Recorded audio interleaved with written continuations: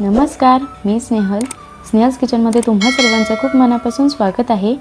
तर या स्ट्रॉबेरी सीझनमध्ये स्ट्रॉबेरीचे खूप प्रकार बनवता येतात। त्यातलाच एक प्रकार किंवा पदार्थ तयार करूयात। स्ट्रॉबेरी आईस्क्रीम बनवूयात, तेही होममेड मशीनशिवाय। चला तर रेसिपीला सुरुवात करूया। सर्वात आधी एक पातेलं घेतलेलं आहे इथे। त्याच पातेल्यात 1 वाटी दूध घेतलेलं आहे। तुम्ही वाटी किंवा कपच्या सहाय्याने याचं मेजरमेंट घेऊ शकता। याच दुधात अर्धा कप मिल्क पावडर घेतली।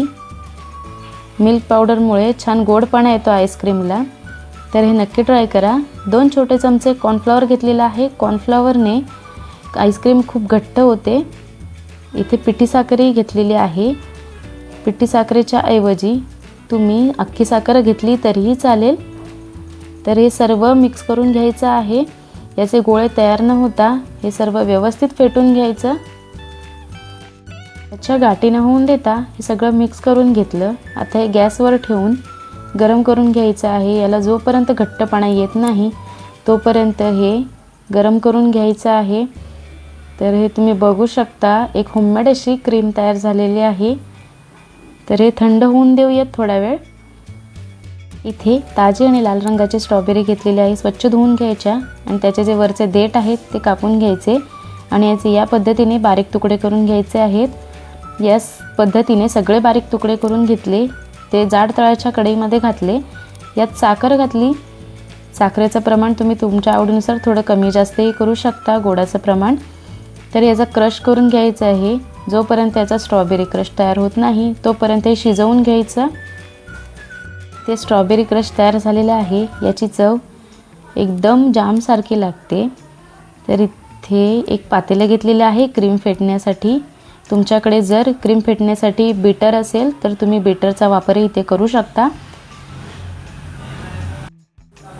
1 वाटी इथे क्रीम घेऊन फेटून घ्यायची। जोपर्यंत क्रीमला घट्टपणा येत नाही तोपर्यंत ही क्रीम फेटून घ्यायची आहे। क्रीम नेहमी थंड वापरा, म्हणजे आईस्क्रीम जास्त क्रीमी होईल।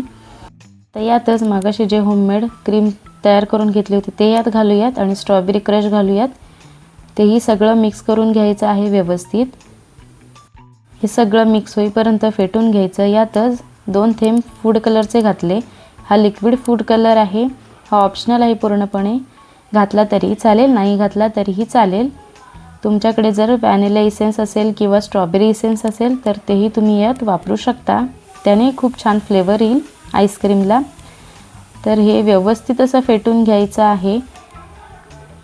व्यवस्थित फेटून झालेलं आहे। यात तुम्ही स्ट्रॉबेरीचे बारीक केलेले तुकडेही घालू शकता किंवा चोको चिप्सचे तुकडे घालू शकता।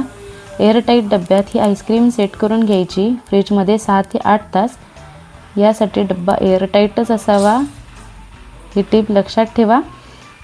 तर याच्यावर सर्व करताना स्ट्रॉबेरीचे तुकडे घातलेले आहेत। तुमच्याकडे जे अवेलेबल असेल, चोको चिप्सचे तुकडे घातले तरीही चालेल किंवा स्ट्रॉबेरीचे तुकडे घातले तरीही चालेल। हे सगळे तुकडे सर्व करून घेऊयात। या डब्याला झाकण लावून 6 ते 8 तास ही आईस्क्रीम फ्रीजमध्ये सेट करून घेतली। खूप सुंदर अशी क्रीमी आईस्क्रीम तयार झालेली आहे। ही रेसिपी तुम्ही नक्की ट्राय करून बघा। ही आईस्क्रीम होममेड आहे, खूप सोप्या पद्धतीने। नक्की ट्राय करून बघा। चॅनलला सबस्क्राईब करा। रेसिपी आवडली असेल तर लाईक करा, शेअर करा। अशा छान छान रेसिपीज बघण्यासाठी पुन्हा भेटूयात। तोपर्यंत धन्यवाद।